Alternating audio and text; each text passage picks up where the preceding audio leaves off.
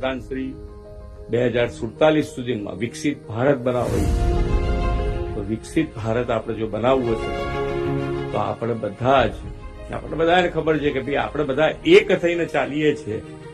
ધારો કે વાવાઝોડું ગુજરાતમાં આવ્યું તો પ્રજાજનો, ચૂંટાયેલી પાંખ, સરકારી અધિકારી એક થઈ ગયા. એક તમે જુઓ, એનું રિઝલ્ટ જુઓ. આજે દેશ અને દુનિયાએ વખાણ્યું છે.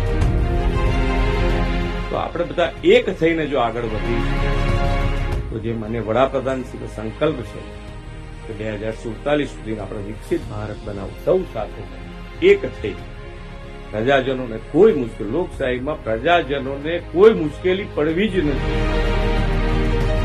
અને એ જો આપણે ખાડી શકીશું તો આપણને લાગે છે ત્યાં સુધી ગુજરાત અને નરેન્દ્રભાઈના સંકલ્પમાં સૌથી લીડ લઈને આગળ વધશે.